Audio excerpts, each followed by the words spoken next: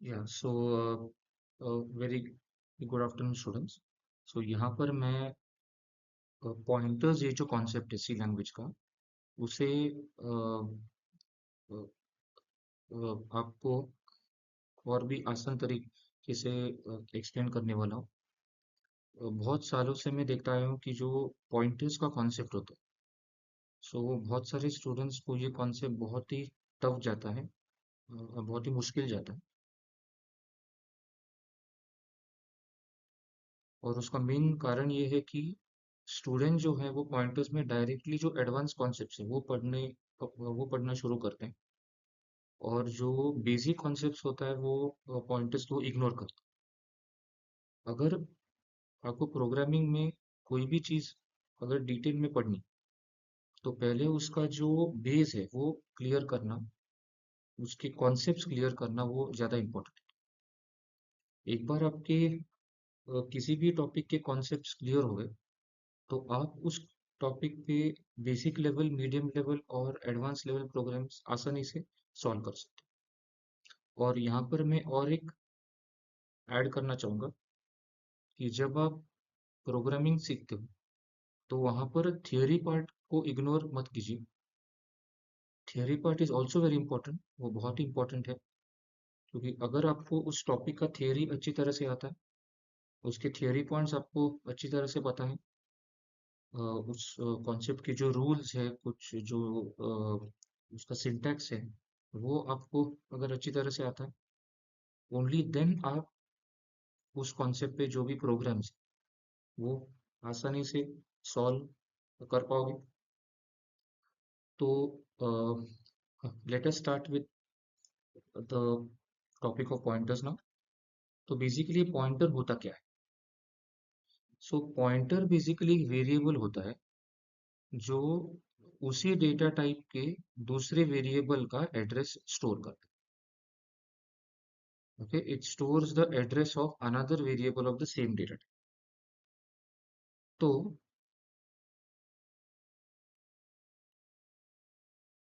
यहाँ पर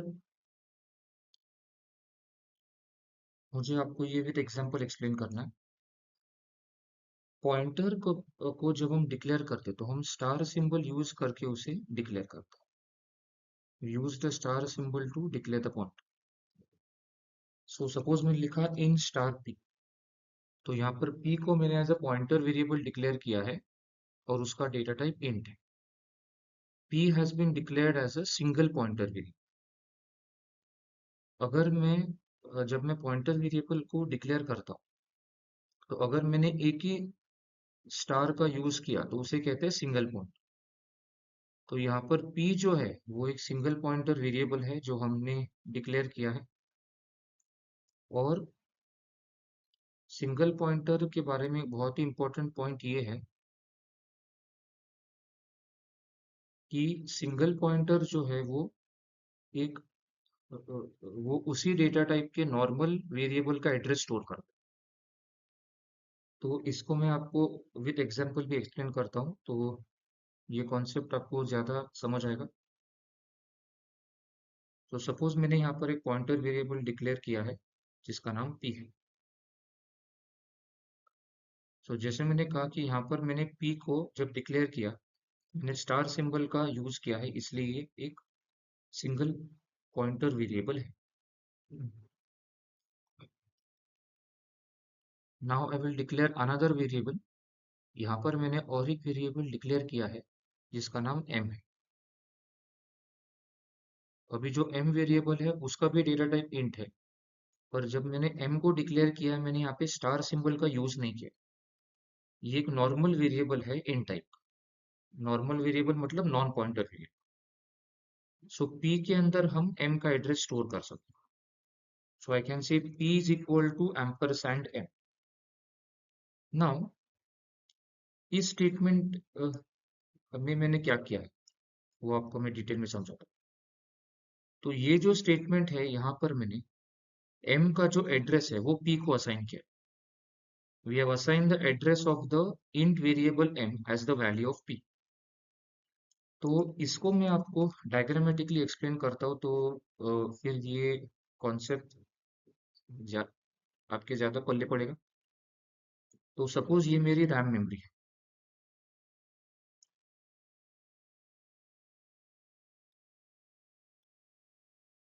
और सपोज ये एम वेरिएबल का रैम मेमोरी लोकेशन है जिसका साइज 4 बाइट्स है, और ये पी वेरिएबल का रैम मेमोरी लोकेशन है। So this is the RAM memory for M, and this is the RAM memory for P. अभी पी एक पॉइंटर वेरिएबल है, एम एक इंट वेरिएबल। तो अगर हम अज्यूम करें कि सी लैंग्वेज में इंट का साइज 4 बाइट्स है, नियरली सारे कंपाइलर्स पे इंट का साइज 4 बाइट्स होता है सी प्रोग्रामिंग। तो सो एम को जो रैम मेमोरी मिली है उसका साइज 4 बाइट्स होगा। तो पी को जो रैम मेमोरी मिली है, अभी इसका साइज कितना होगा? तो यहाँ पर मुझे और एक पॉइंट ऐड करना है कि आप किसी भी डेटा टाइप का पॉइंटर वेरिएबल डिक्लेयर करो, उसका साइज हमेशा 4 बाइट्स होता है। दिस आई एम सेइंग कि अगर आपने प्रोग्राम को वीएस कोड पे रन किया, या सपोज आपने इस पे ऑनलाइन कंपाइलर पे रन किया या कोड ब्लॉक्स पे, वहां पर उसका साइज 4 बाइट्स होता है। सो अगर आपने फ्लोट टाइप का भी पॉइंटर डिक्लेयर किया, या कैर टाइप का, या इन टाइप का, it's size will always be 4 bytes. तो इसका साइज 4 बाइट्स। अभी मैंने स्टेटमेंट क्या लिखे थे? Int star P, where I have declared the pointer variable P. उसके बाद मैंने एम वेरिएबल को डिक्लेयर किया है ऑफ इन टाइप। उसके बाद मैंने p is equal to ampersand M ऐसे लिखा। सो यहाँ पर मैंने m का जो एड्रेस है वो p को असाइन किया। नाउ लेट अस अज्यूम कि m का जो रैम मेमोरी लोकेशन का एड्रेस है वो 1000। अभी यहाँ पर मैं एक पॉइंट क्लियर करना चाहूंगा कि ये जो 1000 मैंने लिखा है वो m की वैल्यू नहीं, वो m का रैम मेमोरी लोकेशन का एड्रेस। सो उस केस में p की वैल्यू कितनी होगी? जब ये स्टेटमेंट रन होगा p की वैल्यू 1000 होगी। मतलब यहाँ पर हमने m की वैल्यू p को असाइन नहीं की है, हमने m का जो एड्रेस है, m का जो रैम मेमोरी लोकेशन का एड्रेस है वो p को असाइन किया। सो आफ्टर एग्जीक्यूशन, इस स्टेटमेंट के एग्जीक्यूशन के बाद p की वैल्यू 1000। अभी इसका फायदा क्या हो? तो पॉइंटर वेरिएबल का एक मेन एप्लीकेशन ये होता है कि हम पॉइंटर वेरिएबल को यूज करके उस दूसरे वेरिएबल का RAM memory location indirectly access कर सकते। मतलब सपोज मुझे, अगर मुझे p का इस्तेमाल करके m की वैल्यू चेंज करनी, so for that which statement do I need to write? तो उसके लिए मुझे ऐसा कुछ लिखना पड़ेगा, star p equal to, suppose मैंने 100 लिखा। नाउ इस स्टेटमेंट का मीनिंग क्या हुआ? तो स्टार p इक्वल टू 100 का मतलब ये नहीं है कि हमने p वेरिएबल को 100 असाइन किया है। इसका मतलब ये है कि हमने इनडायरेक्टली p का यूज करके m का रैम मेमोरी लोकेशन एक्सेस किया है। तो इस स्टेटमेंट के अंदर हमने क्या किया है? m को 100 वैल्यू असाइन की। तो स्टार p इक्वल टू 100 का मतलब है m इक्वल टू 100। यहाँ पर हमने इनडायरेक्टली m का जो रैम मेमोरी लोकेशन है उसे एक्सेस किया है p का यूज करके।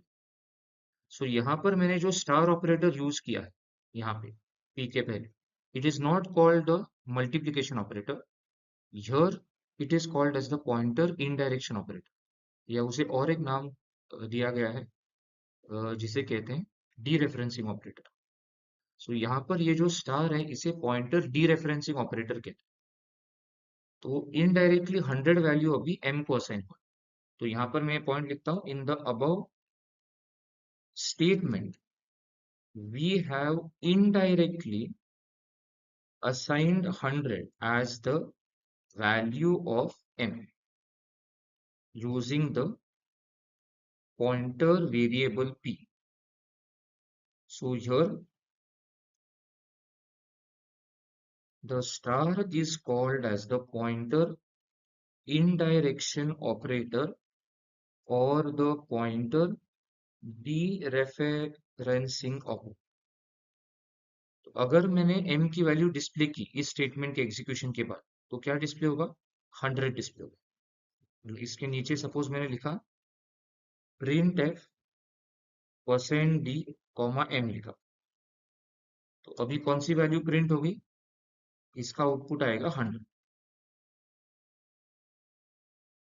तो अगर मैंने सिर्फ लिखा होता p इक्वल टू 100, यानी इन दैट केस क्या होता? अगर हमने लिखा p इक्वल टू 100 मतलब p को 100 असाइन, और यहाँ पर मैंने सिर्फ p इक्वल टू 100 नहीं लिखा, मैंने स्टार p इक्वल टू 100 लिखा। मतलब इनडायरेक्टली हम m का रैम मेमोरी लोकेशन एक्सेस कर रहे हैं p का यूज करके। सो यहाँ पर ये जो स्टार ऑपरेटर है, as I told you all students, इसे कहते हैं पॉइंटर डीरेफरेंसिंग ऑपरेटर। सो अब तक आई होप ये सारी चीजें आपको क्लियर है कि पॉइंटर का मतलब क्या होता है, उसका पॉइंटर डीरेफरेंसिंग ऑपरेटर का मीनिंग क्या होता है, उसका यूज क्या होता है। पर आपके माइंड में और एक डाउट होगा कि ये जो स्टार ऑपरेटर है, ठीक है, मैंने यहाँ पे एक्सप्लेन किया है कि P का यूज करके हमने M का RAM memory location indirectly access किया। बट इसका एडवांटेज क्या है, इसका फायदा क्या है पॉइंटर यूज करके? मतलब अगर मैं पॉइंटर P इक्वल टू 100 के बदले यहाँ पर डायरेक्टली सॉरी, यहाँ पर अगर डायरेक्टली मैं M इक्वल टू 100 भी लिखूं तो भी कोई दिक्कत नहीं, क्योंकि अगर मैं M इक्वल टू 100 लिखता हूँ तो अगेन M को ही 100 वैल्यू हम असाइन करें, तो हमें ये स्टार P इक्वल टू 100 लिखने की जरूरत है। तो पॉइंटर का एक एडवांटेज जो है वो मैं आपको प्रोग्राम के थ्रू एक्सप्लेन करता हूँ, जहां पर मैं फंक्शन का यूज करता हूँ। तो एक सिंपल प्रोग्राम करता हूँ। नाउ सपोज मैंने आपको एक प्रोग्राम दिखाया जहां पर मुझे दो वेरिएबल्स की वैल्यू स्वैप करने यूजिंग योर ओन फंक्शन। तो यहाँ पर मैं लिखता हूँ hash include stdio.h void swap, okay, int comment. तो ये आपको चीजें ऑलरेडी पता होंगी कि जब हम खुद का फंक्शन डिफाइन करते हैं तो फंक्शन का जो प्रोटोटाइप डिक्लेरेशन स्टेटमेंट आता है वो मेन के ऊपर आता है, और अभी जो मैंने लिखा है इसे फंक्शन प्रोटोटाइप डिक्लेरेशन स्टेटमेंट हम कहेंगे। उसके बाद मेन के बॉडी में हम फंक्शन को कॉल करते हैं। तो पहले मैं क्या करता हूँ कि मेन के नीचे स्वैप जो मैं फंक्शन डिफाइन करने वाला उसका डेफिनेशन लिखता हूँ। सो इसे कहते हैं फंक्शन डेफिनेशन। सो यहाँ पर मैंने फंक्शन को डिफाइन किया है। फंक्शन डेफिनेशन के दो पार्ट्स होते हैं, फंक्शन टाइटल और फंक्शन बॉडी। ओके, तो ये फंक्शन टाइटल है, ये उसकी बॉडी है। अभी यहाँ पर मैं मेन के अंदर पहले जाता हूँ और मैं मेन के अंदर दो वेरिएबल डिक्लेयर करता हूँ, ए और बी। और मैं ए वेरिएबल को 5 वैल्यू असाइन करूंगा और बी को मैं 10 वैल्यू असाइन करूंगा। उसके बाद मैं स्वैप को कॉल करता हूँ और यहाँ पर मैं ए और बी को पास करूंगा। तो ए की वैल्यू जो है वो P1 में पास होगी, बी की वैल्यू जो है वो P2 में पास होगी। और यहाँ पर मैं P1 P2 स्वैप कर, तो सपोज मैं लिखता हूँ temp is equal to P1, P1 is equal to P2 and P2 is equal to 10। Okay, तो अभी मैं क्या करता हूँ, मेन के बॉडी के अंदर ए और बी के वैल्यू प्रिंट कर।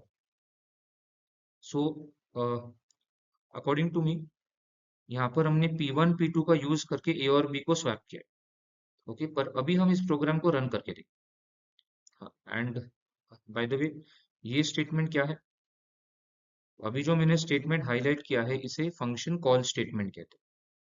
यहाँ पर मैंने फंक्शन को कॉल किया है, तो यहाँ से कंट्रोल नीचे जाएगा फंक्शन के डेफिनेशन में, और ए की वैल्यू P1 में पास होगी, बी की P2 में, स्वैप की बॉडी रन होगी और ये P1 P2 स्वैप होगा। ओके, तो अभी मैं क्या करता हूँ, इस फंक्शन को रन कर। सो अभी के लिए मैं इसे ऑनलाइन कंपाइलर पे रन करता हूँ स्टूडेंट्स। सो लेट अस सी। ओके, उसके लिए मुझे वाईफाई स्टार्ट करना पड़ेगा। सो हाँ, यहाँ पे मैं ऑनलाइन सी कंपाइलर पे जाता हूँ। तो ऑनलाइन जीडीबी एक वेबसाइट है जिसपे आप सी प्रोग्राम रन कर सकते हो। सो अभी मैं क्या करता हूँ, यहाँ पे रन पे क्लिक करता हूँ। अभी देखिए, यहाँ पे मैंने जो ए और बी के वैल्यूज प्रिंट किए हैं वो 5 और 10 ही प्रिंट हो रहे, they are not printed as 10 और 5। हमने स्वैप के बॉडी में एक्चुअली P1 P2 को स्वैप किया। सो हमें लग रहा था कि स्वैप के बॉडी में हमने ए और बी को स्वैप किया है, but actually we have not swap the values of A and B. हमने P1 P2 के वैल्यूज स्वैप की। सो अगर मुझे ए और बी में चेंज करना है यूजिंग द स्वैप फंक्शन, मतलब स्वैप फंक्शन का इस्तेमाल करके मुझे ए और बी के वैल्यूज अगर चेंज करने, जहां पर ए और बी जो आपका कॉलिंग फंक्शन मेन है उसके लोकल वेरिएबल्स हैं, और P1 P2 स्वैप फंक्शन के फॉर्मल पैरामीटर्स। फॉर्मल पैरामीटर्स मतलब जो वेरिएबल्स हम फंक्शन के टाइटल में डिक्लेयर करते हैं। So your P1 P2 are the formal parameters, A और बी को एक्चुअल पैरामीटर्स कहते हैं। पर यहाँ पर प्रॉब्लम क्या हुआ है कि जो हमने स्वैप को कॉल किया है उसे कॉल बाय वैल्यू टेक्निक से कॉल किया। This is called call by value. तो कॉल बाय वैल्यू में क्या होता है कि जो एक्चुअल पैरामीटर्स जो इनपुट्स है आपके, उनके सिर्फ वैल्यूज पास हुए हैं फॉर्मल पैरामीटर्स। तो ए की वैल्यू P1 में गई है, बी की P2 में गई। पर अगर आप स्वैप करोगे P1 P2, तो ये P1 और P2 के वैल्यू स्वैप हो, ना कि ए और बी के। तो अभी हम क्या करेंगे, इसमें थोड़ा चेंज करेंगे। तो यहाँ पर मैं ए और एम्परसेंड ए एम्परसेंड बी लिखता हूँ। तो इसका मतलब क्या हुआ कि यहाँ पर मैं ए और बी के एड्रेसेस नीचे पास करूँ, और यहाँ पर मैं स्टार P1 स्टार P2 लिखता हूँ। तो क्योंकि यहाँ पर मैंने एड्रेसेस पास किए और बी के, नीचे मैंने जो फॉर्मल पैरामीटर्स डिक्लेयर किए हैं स्वैप के टाइटल में, वो मैंने एज पॉइंटर वेरिएबल डिक्लेयर किए।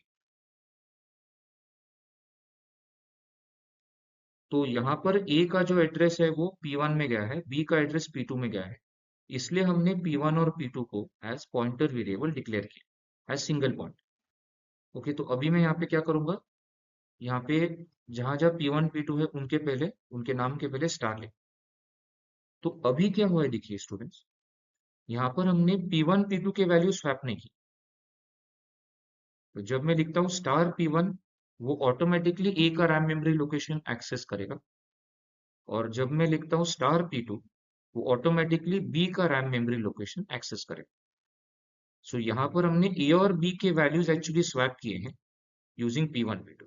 तो एक बार मैं प्रोग्राम रन करता हूँ तो वो ज्यादा क्लियर हो जाए। अभी ए की वैल्यू 5 है, बी के 10। Now I will run the program. तो यहाँ पर कुछ एरर आ रहा है। हाँ, राइट। सो अभी मुझे एरर क्यों आ रहा है, वो भी आपको एक्सप्लेन करता हूँ। जो आपका फंक्शन डेफिनेशन का टाइटल होता है वो, और आपका जो फंक्शन प्रोटोटाइप डिक्लेरेशन स्टेटमेंट है, वो दोनों मैच होने चाहिए। सो यहाँ पर जो मेरा फंक्शन टाइटल है उसमें मैंने दो पॉइंटर वेरिएबल डिक्लेयर किए हैं ऑफ टाइप में। सो ऑब्वियसली जब मैं इसका प्रोटोटाइप डिक्लेरेशन स्टेटमेंट मेन के ऊपर लिखूंगा, तब मुझे क्या करना पड़ेगा, वही फॉर्मेट वही सिंटैक्स मेंटेन करना पड़ेगा। तो यहाँ पर रिटर्न टाइप वॉइड था, तो इसलिए यहाँ पर भी हमने रिटर्न टाइप वॉइड लिया है। और यहाँ पर हमने दो पॉइंटर वेरिएबल डिक्लेयर किए of type int as formal parameters. So swap का जो प्रोटोटाइप डिक्लेरेशन स्टेटमेंट है, वहां भी मुझे दो पॉइंटर टाइप्स मेंशन करने पड़ेंगे ऑफ टाइप इंट। ठीक है, तो ये इंट पॉइंटर है, इंट पॉइंट। तो अभी मुझे देखिए एरर नहीं आएगा, क्योंकि ये जो मेरा प्रोटोटाइप डिक्लेरेशन स्टेटमेंट है और फंक्शन का जो डेफिनेशन का टाइटल, वो दोनों मैच होगा। वो दोनों रिटर्न टाइप में भी मैच होना चाहिए, मतलब यहाँ भी वॉइड नीचे भी वॉइड, और जो पैरामीटर के टाइप से वो भी मैच होनी चाहिए। तो यहाँ पर हमने दो पॉइंटर वेरिएबल डिक्लेयर किया और यहाँ पर हमने सिर्फ इन पॉइंटर।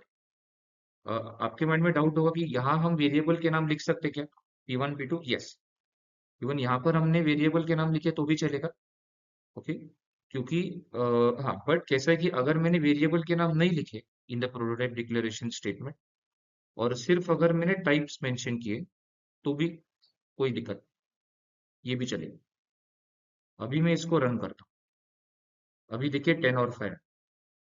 तो पॉइंटर का ये एक बहुत ही इंपॉर्टेंट यूज होता है कि अगर आपका जो कॉलिंग फंक्शन के बॉडी में जो वेरिएबल्स है, अगर उनकी वैल्यू आपको कॉल्ड फंक्शन के बॉडी के अंदर चेंज करना है, तो वो only through call by address possible. इसे क्या कहेंगे हम? कॉल बाय एड्रेस कहेंगे, या उसे कॉल बाय रेफरेंस कहेंगे। So using call by reference हम जो एक्चुअल पैरामीटर्स होते हैं या जो कॉलिंग फंक्शन के वेरिएबल्स होते हैं, लोकल वेरिएबल्स, उनके वैल्यू आप कॉल्ड फंक्शन के थ्रू चेंज कर सकते हैं। यहाँ पर मेरा जो कॉल्ड फंक्शन है वो स्वैप फंक्शन है, और जो मेरा कॉलिंग फंक्शन है वो मेन फंक्शन। मेन फंक्शन के लोकल वेरिएबल ए और बी थे। हमने ए और बी के values using swap function change किए, बट इसके लिए हमने कॉल बाय एड्रेस या कॉल बाय रेफरेंस का यूज किया, जहां पर हमने फॉर्मल पैरामीटर्स को एज पॉइंटर वेरिएबल डिक्लेयर किए, और जो इनपुट्स पास किए उसके एड्रेसेस पास किए, एक्चुअल पैरामीटर्स के एड्रेसेस पास किए, ए का एड्रेस, बी का एड्रेस। सो अगर हमने कॉल बाय वैल्यू से स्वैप किया होता, तो नीचे आप जो चेंज करोगे वो ऊपर रिफ्लेक्ट नहीं होगा। मतलब ए और बी के वैल्यूज स्वैप के थ्रू हम चेंज नहीं कर सकते अगर हमने कॉल बाय वैल्यू का यूज किया होता।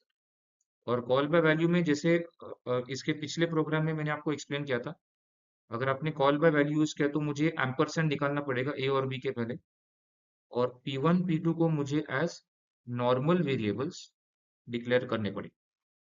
पर अभी मैंने कॉल बाय रेफरेंस या कॉल बाय एड्रेस का यूज किया है, इसलिए P1 P2 यूज करके हमने ए और बी के वैल्यू चेंज की। तो ये एक बहुत ही इंपॉर्टेंट पॉइंट, एक बहुत ही इंपॉर्टेंट यूज होता है पॉइंटर वेरिएबल का, कि आपने जो फंक्शन कॉल किया है उसके थ्रू आप कॉलिंग फंक्शन के वेरिएबल्स के वैल्यू चेंज कर सकते हैं। ये इसका एक यूज होता है। हाँ, और भी कुछ फायदे होते हैं पॉइंटर्स के, जैसे पॉइंटर टू फंक्शन, या अगर आपको एरे के एलिमेंट्स एक्सेस करने, वहां भी हम पॉइंटर यूज कर सकते हैं। अगर आपने पॉइंटर यूज करके एरे के एलिमेंट्स एक्सेस किए तो फास्टर एक्सेस होते हैं, बट वो मैं एक डिफरेंट वीडियो में, एक अलग से वीडियो में, पॉइंटर के जो एडवांस्ड कॉन्सेप्ट्स होते हैं, उसके जो एडवांस पॉइंट्स होते हैं, वो मैं आपको विस्तार में एक अलग से वीडियो में एक्सप्लेन करता हूँ। बट यहाँ पर हमारा जो मेन डिस्कशन है वो यहाँ तक सीमित है कि पॉइंटर का मीनिंग क्या होता है और उसका एक बेसिक यूज क्या होता है। तो पॉइंटर का जो फंडामेंटल यूज होता है, जो सबसे बेसिक यूज होता है, वो ये होता है कि called function can change the values of the variables of the calling function. Okay, so मैं उम्मीद करता हूँ ये सारे पॉइंट्स आपको क्लियर है, और पॉइंटर का जो बेसिक मीनिंग है और उसका जो बेसिक इम्प्लीमेंटेशन है, जो अभी मैंने आपको डिटेल में एक्सप्लेन किया है, वो आप सबको क्लियर है। Okay, for more such videos, please subscribe to my YouTube channel. Okay, and for getting more and more informative videos on programming, please मेरे YouTube channel को subscribe कीजिए। Thank you very much, students.